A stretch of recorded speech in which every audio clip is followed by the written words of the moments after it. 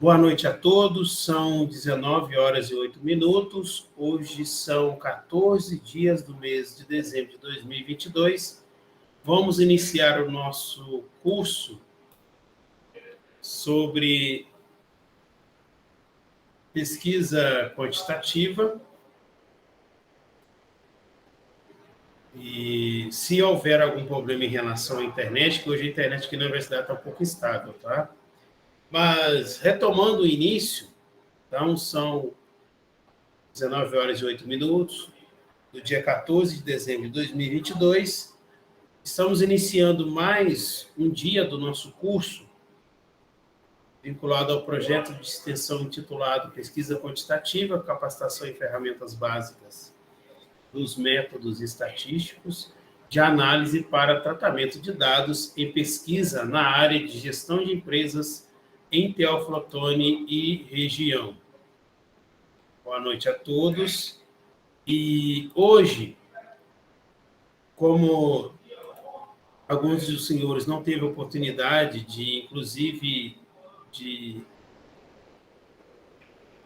participar da última aula, e aí hoje eu achei por bem interessante fazer um retorno, um resgate do que foi falado anteriormente, inclusive acrescentei hoje mais alguns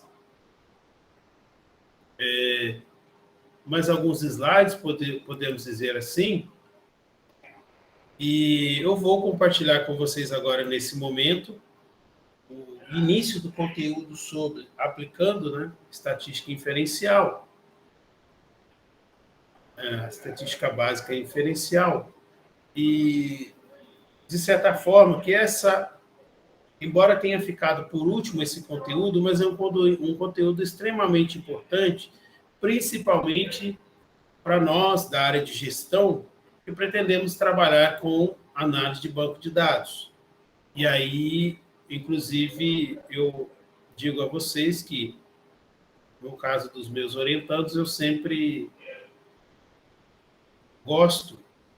acho interessante ajudá-los, principalmente nesse caminho de análise de dados, porque nós trabalhamos no curso de administração e entender que esses números eles são importantes, né, para a tomada de decisão do gestor.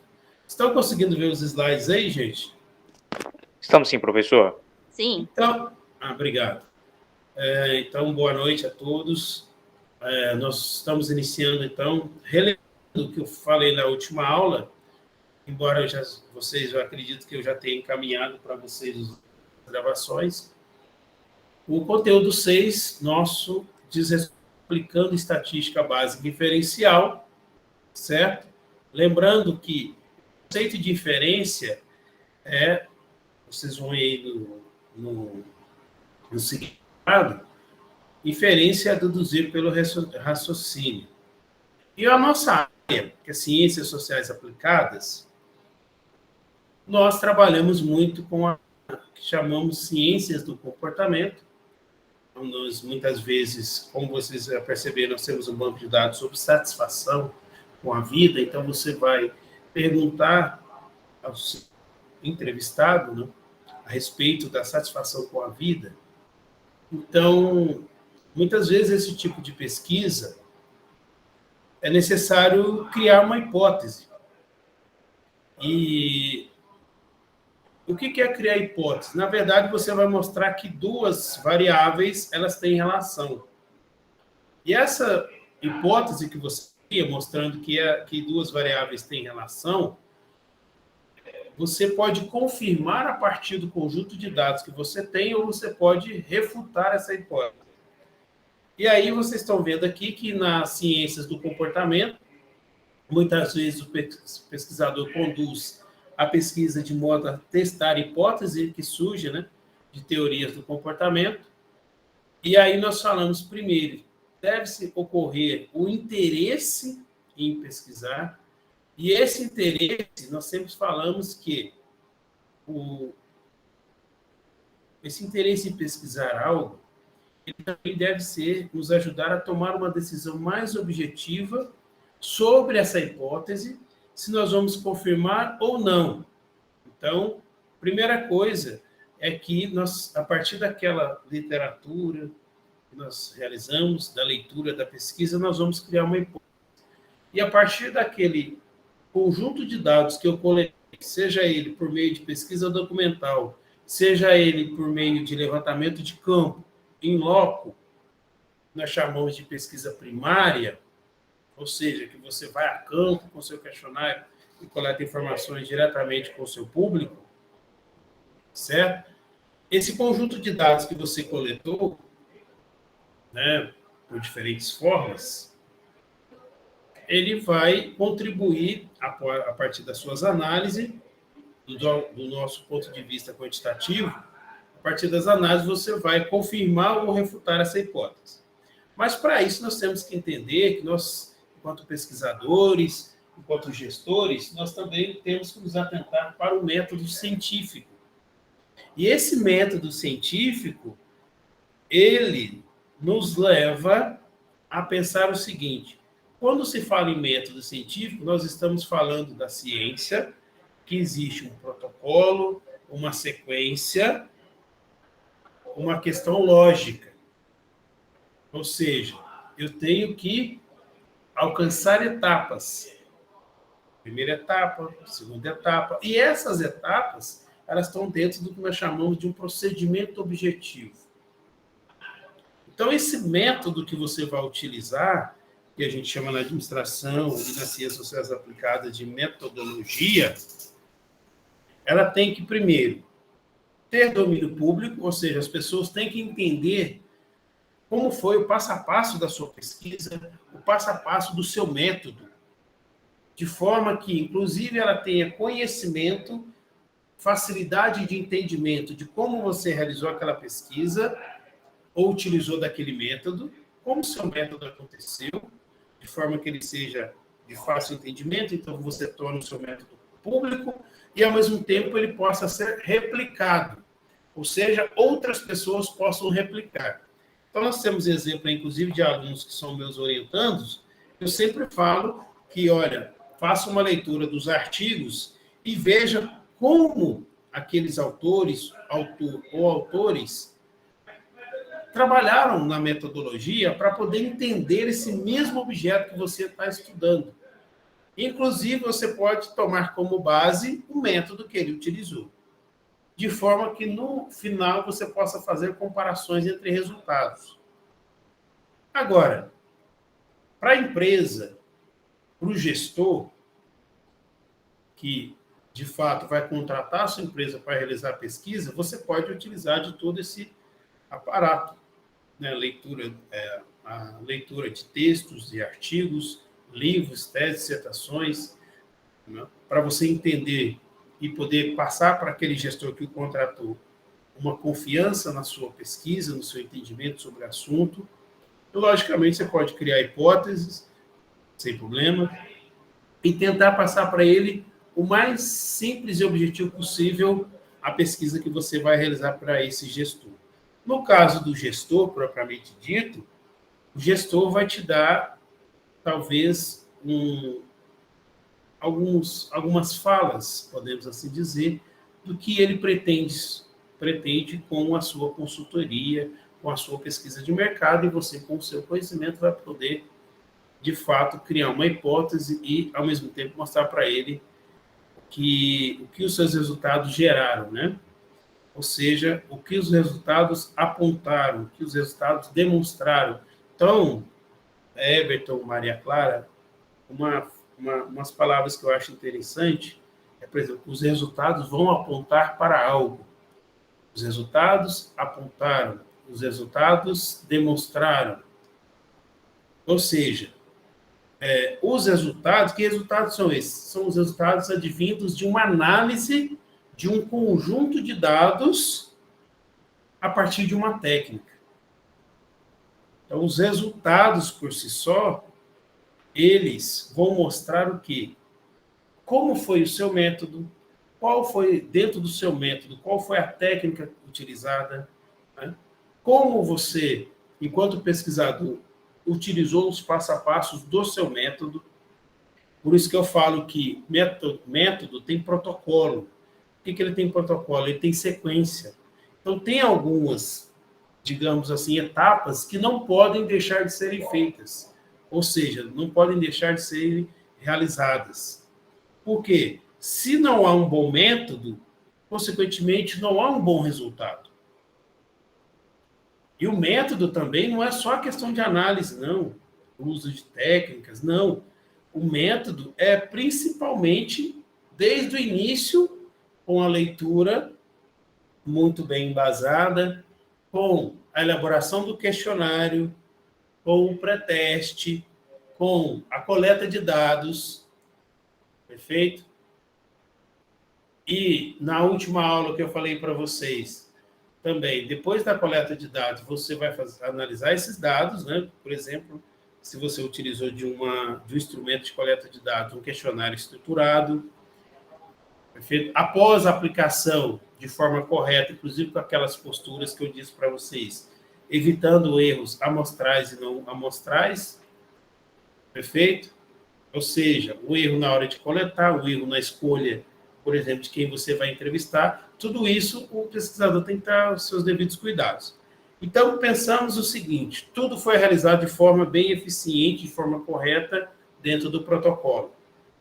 Aí, esse conjunto de dados coletados, você vai inserir no software, a sua escolha, e fazer a análise. E essa análise vai gerar um resultado, e esse resultado vai o quê? Ou vai aceitar a hipótese, ou vai refutá-la. Então, toda pesquisa, inclusive na área quantitativa, ela tem que ter uma hipótese, que vai ser confirmada ou não a partir da análise daquele conjunto de dados. Perfeito? Então, aquele conjunto de dados que você que você coletou a partir de um protocolo, de um método, né, digamos assim, bem aplicado, certo? Vai, de certa forma, proporcionar resultados. Podem ser resultados que confirmem a hipótese, pode ser que não. Não confirmando a hipótese, o resultado é ruim? Não. O resultado é o resultado. Ou seja, ele tem sua significância, mesmo ele concordando, aceitando a hipótese ou não, né, da sua pesquisa. Perfeito? Bom, aí no final aqui nós temos uma pergunta. Quais os passos desse procedimento para se chegar a uma decisão objetiva sobre determinada hipótese, né, que vai ser confirmada ou não por um conjunto de dados? Bom, primeiro, você tem que ter um objetivo para que possa ter inferência. O que é esse objetivo? Estudar generalizações sobre uma população através de evidências fornecidas por uma amostra retirada dessa população. Um exemplo, eu quero estudar empresas de teoflotone. Não é possível eu estudar todas as empresas de teoflotone, mas uma amostra dessa empresa, perfeito. O universo delimitado são as empresas de teoflotone. Agora, eu quero uma amostra dessas empresas. Então, essa minha pequena amostra, essa pequena parte, por exemplo, eu quero estudar as micro e pequenas empresas.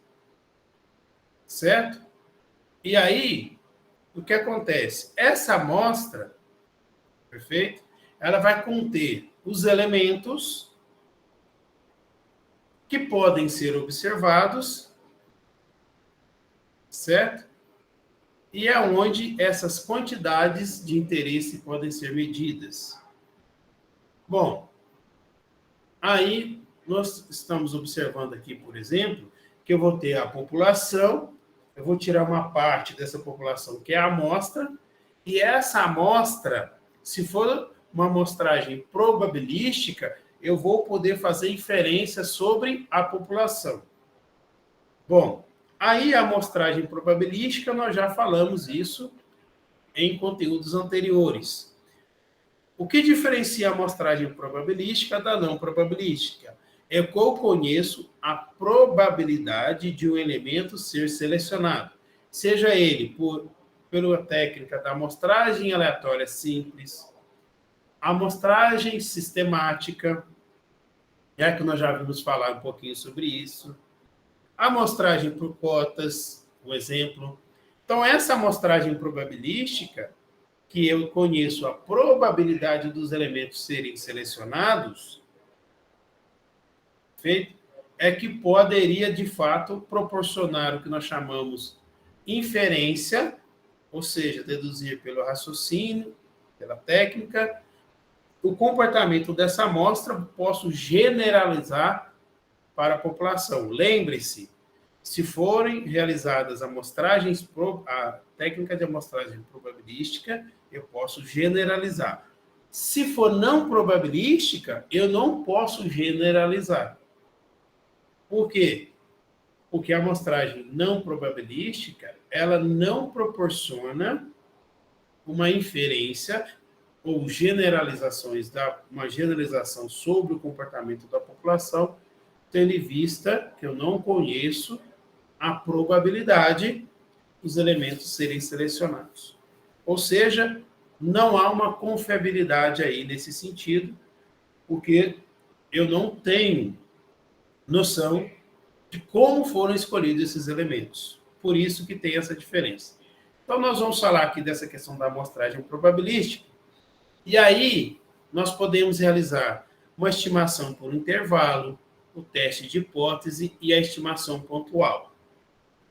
Perfeito? Então, a amostra, né, se for realizada por meio de uma amostragem probabilística, a coleta dessa amostra, que é uma parte da população, eu posso, de fato, generalizar. E aí, essa generalização também, certo? Eu sempre falo o seguinte, eu ouvi isso uma vez e nunca mais esqueci. Quando você fala de generalizações, significa o quê? Que uma parte, uma amostra, vai ser representativa de uma população. Mas para isso também, para que essa amostra possa representar e ser representativa dessa população, a gente fala o seguinte, ela precisa passar por testes. Por isso que a gente fala de testes de hipótese e testes estatísticos. Uma frase para lembrá-los, por exemplo, a amostra é como se fosse um homem, a população como se fosse, a gente brinca, como se fosse Deus. Logicamente, não vou entrar no método de crença, como se fosse Deus. Então, o homem, por exemplo, para se tornar Deus, ele precisa de testes. É mais ou menos essa a ideia da amostra. A amostra, para ela poder ser representativa da população, ela precisa passar por testes. Certo? E um deles aqui que os senhores estão vendo, nós chamamos de testes paramétricos. O que são testes paramétricos? Esse sininho que vocês estão vendo aqui, escrito aqui e no meio testes paramétricos, é o seguinte, eu quero mostrar, por meio de um teste paramétrico, ou seja, que primeiramente eu vou falar aqui para vocês que é o teste de normalidade, eu preciso demonstrar se aquele conjunto de dados, eles vão estar contemplado dentro desse sininho. Quando a gente fala 95% de margem de segurança ou nível de confiança, nós estamos dizendo que 95% daquele conjunto de dados está dentro desse sininho aqui. Depois eu vou mostrar para vocês como vai sair esse sininho aqui. Tá? Então, esses testes paramétricos são aplicados em situações em que se conhece a distribuição que melhor representa os dados analisados. Então, aqueles dados que eu estou analisando, eles têm que estar dentro desse conjunto aí, dentro desse sininho. E se eles estiverem aqui dentro, nós chamamos que a distribuição é normal. Então, a hipótese que eu vou criar significa o quê? Que a distribuição empírica, perfeito? Que a gente chama distribuição empírica, e a distribuição teórica é normal. Significa o quê? Aquele conjunto de dados empíricos que eu coletei, ele tem uma distribuição normal, em formato de um sino. Porque a distribuição teórica é aquilo que nos remete à teoria. E a empírica é aqueles dados que eu estou, de fato, coletando e estou analisando. E os testes paramétricos são chamados de testes livres de distribuição, tendo como mérito principal não assumir que os dados foram extraídos de população com distribuição conhecida, de uma população normalmente distribuída. Aí, o que é esse teste paramétrico, professor? Né? Para que eu possa entender se o teste é paramétrico, nós sempre chamamos que nós precisamos fazer uma análise que a gente chama análise de normalidade. O que é normalidade? A gente sempre brinca, né? Eu tenho que ver se o comportamento desses dados está dentro de uma distribuição normal. Se eles estiverem dentro de uma distribuição normal, aí eu vou utilizar o teste paramétrico. Se eles não apresentam distribuição não normal ou anormal, aí eu vou utilizar o que a gente chama de testes não paramétricos. Então, aqui vocês estão vendo aqui que o que é análise de normalidade? A suposição de normalidade é aquela segundo a qual assumimos que um conjunto de dados segue uma distribuição normal por não termos evidências suficientes para descartar essa hipótese. Dessa forma, seguimos os cálculos da inferência estatística que assumem esse modelo de curva, que é aquele sininho que eu mostrei para vocês, para a explicação da população. Então, isso aqui que eu estou mostrando para vocês, esse sininho, está vendo aqui, esse histograma, o SPSS nos fornece a partir daquele conjunto de dados que eu coletei. Se ele tiver mais ou menos esse formato aqui, significa que a distribuição é normal e eu vou trabalhar com testes paramétricos.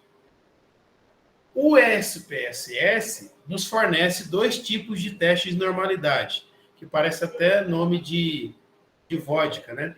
O primeiro chamado de Kolmogorov-Smirnov e o segundo Shapiro-Wilk. Qual que é a diferença entre esses dois testes? É a quantidade de observações.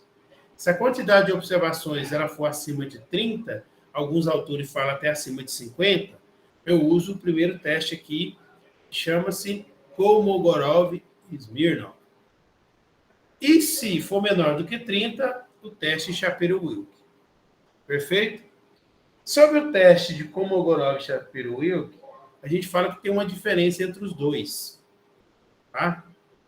Resumidamente, o teste Shapiro-Wilk é um teste específico para a normalidade, enquanto o método usado pelo teste de Kolmogorov-Smirnov é mais geral, mas menos poderoso, o que significa que rejeita corretamente a hipótese nula de normalidade com menos frequência.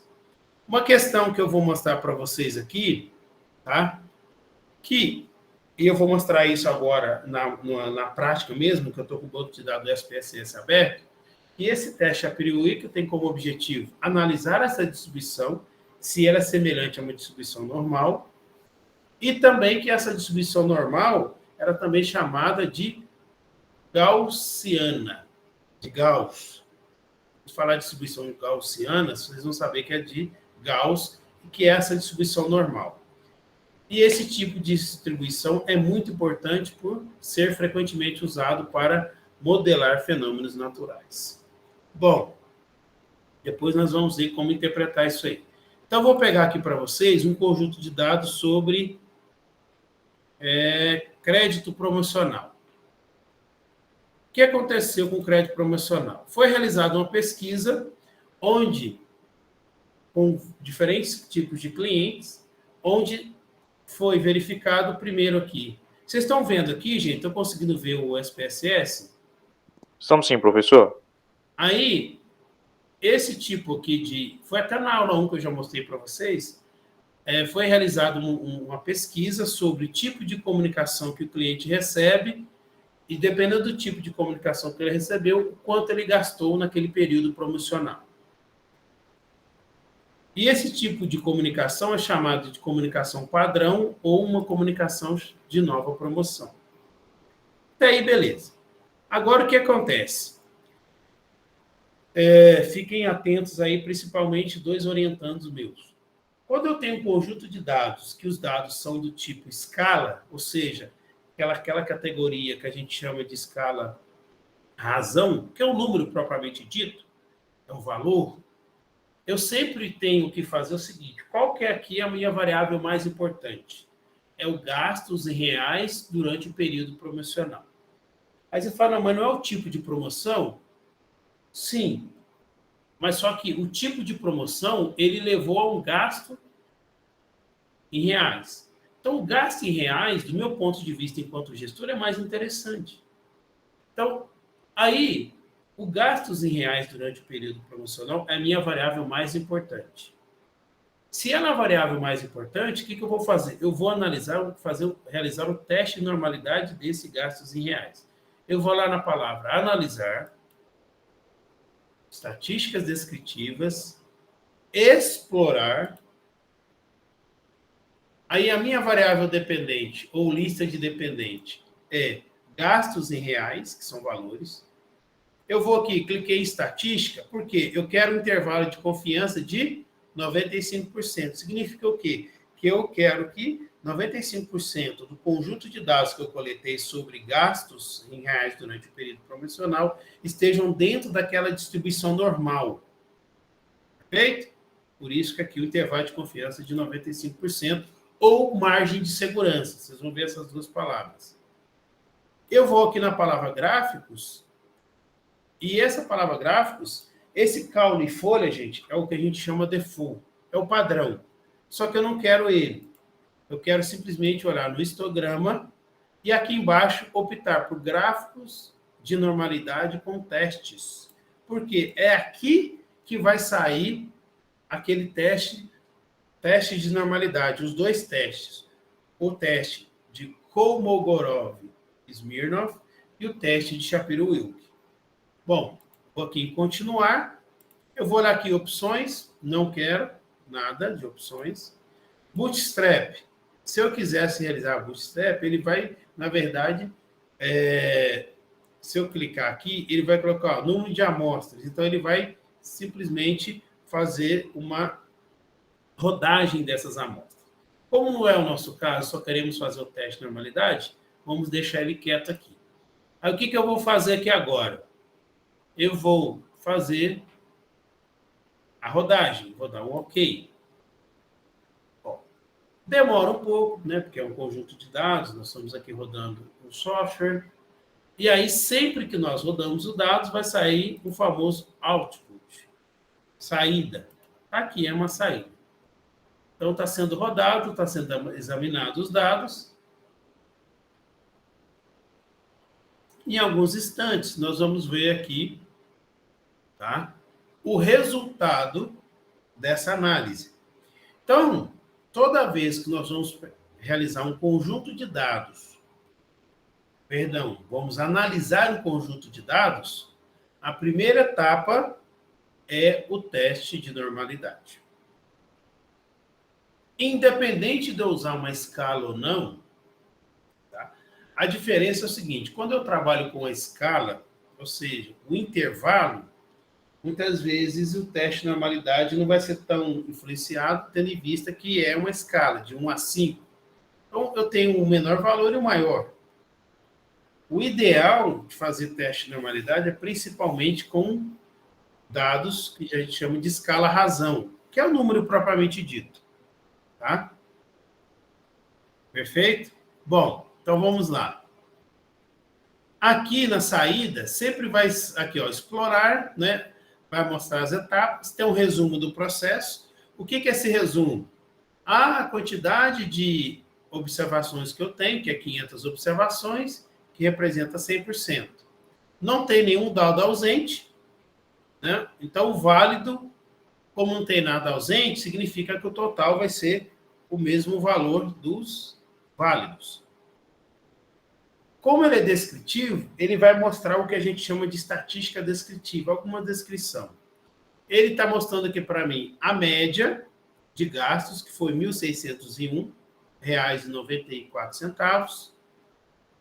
No intervalo de confiança, ele vai mostrar que é 95% de intervalo de confiança ou margem de segurança, onde ele vai mostrar o limite inferior. Então, as pessoas não gastaram menos do que R$ 1.570,91, e o limite superior, que foi o maior valor que eles gastaram, que foi R$ 1.632,97. O que nós podemos chamar isso também? De amplitude. Perfeito? Mas esse limite inferior e limite superior é um limite calculado, que nós chamamos, ao invés de calculado, limite estimado. Quando você fala de estimativa, significa que foi feita alguma análise. Lembre-se bem dessa palavra. Quando vocês forem trabalhar com análise e sair um número, que a gente chama de coeficiente, não é qualquer coeficiente, é o coeficiente estimado. Um coeficiente que foi calculado por meio de um software. Então, nós chamamos de coeficiente estimado. Que pode ser significativo ou não, que mais para frente nós vamos estar falando sobre isso. Aí está falando 5% da média amparada, mediana, 1.596, a variância, ou seja, que é o desvio padrão ao quadrado, foi mais ou menos aqui um valor de 124.728. A variância tem a ver com a variabilidade. E o algoritmo dela diz o seguinte, que é o somatório dos dados que eu observei, menos a média elevado ao quadrado.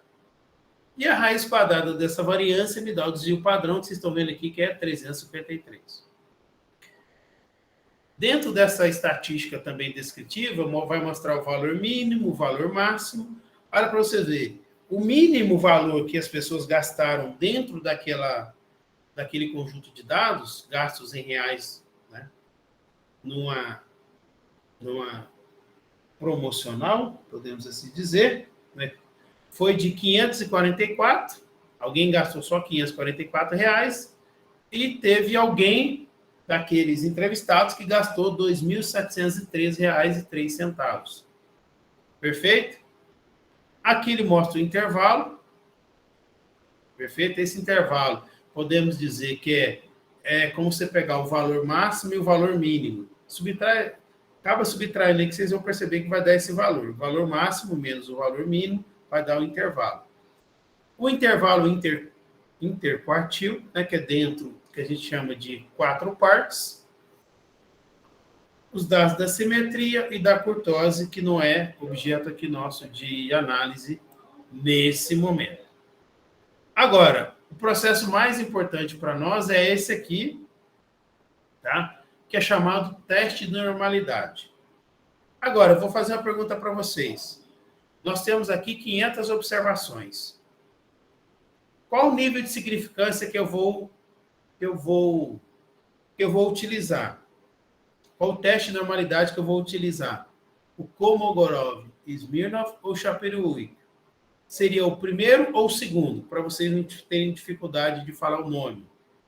É o primeiro, como fosse o número 1, é o teste de Kolmogorov, Smirnov, ou o teste Shapiro-Wilk, que é o número 2. Número 1 ou número 2? Qual que eu vou olhar? Alguém falou alguma coisa? 1 ou 2? 2? O 2 é o Shapiro-Wilk, que é para amostras abaixo de 50.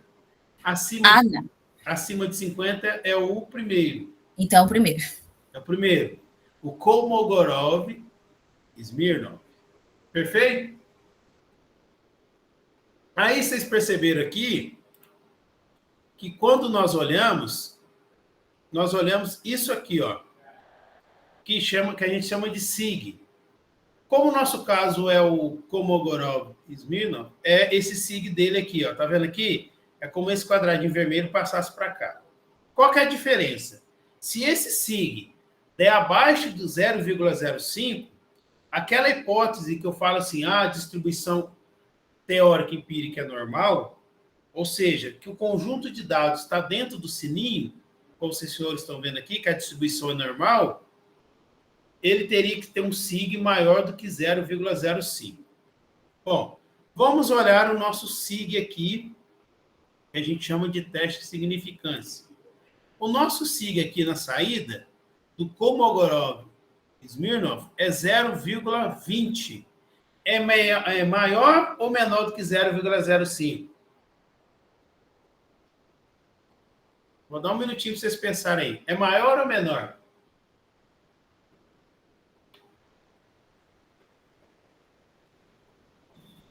Maior. Perfeito, é maior. Ou seja, vamos para o teste paramétrico. Isso significa o quê? Significa que a distribuição do conjunto de dados é normal.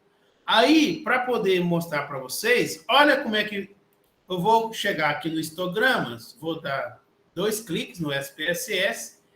Vocês vão perceber que aqui tem uma figura aqui, ó. Selecionar X, selecionar Y, redimensionar gráfico. Olha que interessante. Aqui, ó, mais para baixo aqui, ó, tem histograma, mostrar rótulos. Se você quiser, ele mostra rótulos, fica até bonitinho. Olha que interessante os rótulos aí, tá vendo? São os valores. Isso aqui, gente, são todos os valores que foram distribuídos ali. E aqui eu tenho uma linha chamada curva distribucional. Ó. Clica aqui. Agora, eu pergunto para vocês, essa distribuição é normal ou não é? É normal. É normal. Perfeito, é normal. Entenderam agora o que é teste de normalidade? E quando você verifica? Você tem 2 alternativas. Ou verificar, que eu vou mostrar aqui para vocês, por esse quadro que sai do SPSS, né, que é o teste de normalidade Kolmogorov-Smirnov, que é o nosso caso aqui, ou por meio do gráfico. E eu consegui mostrar para vocês que essa distribuição... Opa, deixa eu até olhar aqui.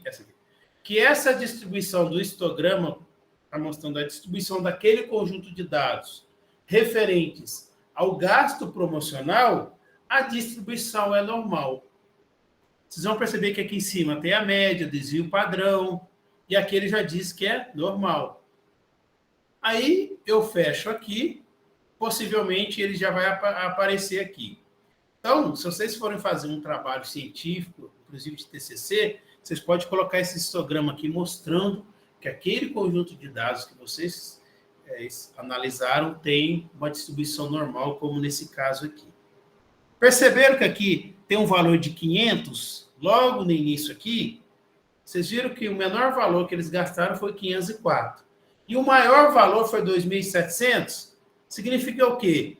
Aqui está entre 500 e 2.500, mas aqui está 2.700, está aqui em cima. Significa o quê? Que essa margem de segurança ou nível de confiança de 95% de que aquele conjunto de dados tem um comportamento dentro de uma distribuição normal e que, ao mesmo tempo, ele tem uma margem de segurança ou um intervalo de confiança de 95%. Perfeito? Acredito que eu consegui, pelo menos, fazer vocês entenderem um pouquinho o que é distribuição normal. Agora, vamos pegar um outro caso, vamos ver se vai ser possível nós verificarmos um outro conjunto de dados que podemos dizer, deixa eu pegar aqui, eleições. Se vai ocorrer também a mesma coisa de uma distribuição normal. Então, vamos pegar aqui anos de estudo. Perfeito?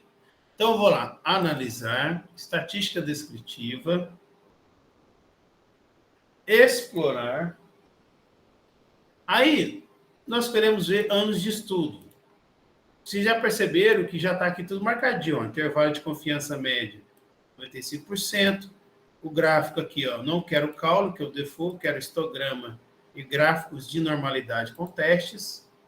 Não quero essas opções e nem bootstrap nesse momento. Eu vou fazer um OK.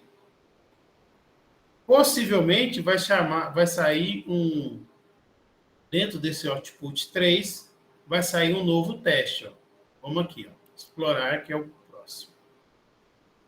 Olha que interessante. Nós vamos diretamente para o histograma e para o teste de normalidade.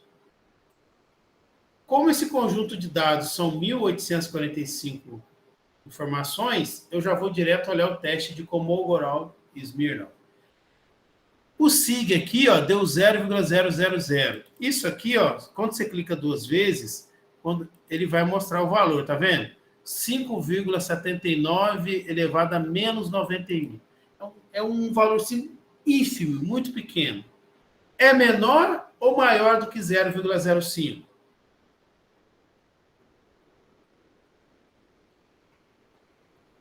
É menor ou maior?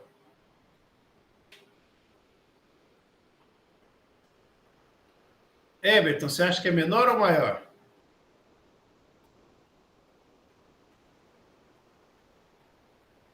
Peguei ouvindo aí? Peraí, deixa eu ver aqui. É menor, muito bem. Obrigado. É menor, e outra questão. Por ser menor, aí nós já podemos inferir nesse momento que a distribuição daquele teórica e empírica não são iguais. Ou seja, que esse conjunto de dados não tem uma distribuição normal. Então, não vai para o teste paramétrico, e sim para o teste não paramétrico. Aí eu vou clicar 2 vezes aqui e vou mostrar para vocês que eu vou fazer essa linha aqui, ó, da distribuição. Eu vou pegar igual eu fiz aquela hora, eu vou pegar aqui, ó. Cadê aqui? Aqui. Mostrar os rótulos, que vai me mostrar os valores, e vou fazer a distribuição. Vocês vão perceber, gente, que esse aqui não tem um formato tão perfeito de um sino. Ele está com um conjunto de dados muito maior para a nossa direita. Significando o quê? Que esse conjunto de dados não tem necessariamente uma distribuição normal. Beleza? Então, a distribuição é anormal. Ou seja, eu vou optar por testes não paramétricos, que mais para frente nós vamos falar um pouquinho sobre isso. Tá bom? Só para fechar aqui, para não perder a ideia, como interpretar o teste? Tanto o teste Shapiro-Wilk como o Kolmogorov-Smirnov vai dar sempre o mesmo, tá? A interpretação é a mesma, perdão. A interpretação é a mesma. Quando eu vou pegar aqui o Shapiro-Wilk, eu pego uma população, né? Se ela possui distribuição normal, o meu Pzinho tem que ser maior do que 0,05. Se for menor, que nós estamos mostrando aqui, se o P for menor que 0,05, indica que você rejeitou a hipótese nula. Qual que é a hipótese nula? Que a distribuição empírica e a distribuição teórica são iguais, ou que aquele conjunto de dados tem distribuição normal. Não. O comportamento daquele conjunto de dados possui uma distribuição normal. Como é menor do que 0,05, significa que eu vou rejeitar essa hipótese nula. Ou seja, meus dados não possuem uma distribuição normal, como foi o segundo caso ali. O primeiro caso foi distribuição normal, vou para o teste paramétrico. O segundo caso, a distribuição é não normal, é para o teste não paramétrico. E aí essa frase, né, do Lorenz, né? Um bom exercício para um pesquisador é livrar-se de uma hipótese favorita todo dia, antes do café da manhã. Isso o manterá jovem. O que é isso? O que o autor quis nos dizer? Ele quis simplesmente nos dizer que sempre na nossa vida, enquanto acadêmicos, pesquisadores, como gestores, nós vamos sempre rejeitar alguma hipótese. A rejeição dessa hipótese significa que você está sempre mudando e crescendo e entendendo aquele contexto que você está estudando e analisando. Perfeito? Vou parar aqui um momento a nossa gravação, são 19 horas e 52 minutos. Vou parar um pouco a gravação aqui para a gente dar um intervalo.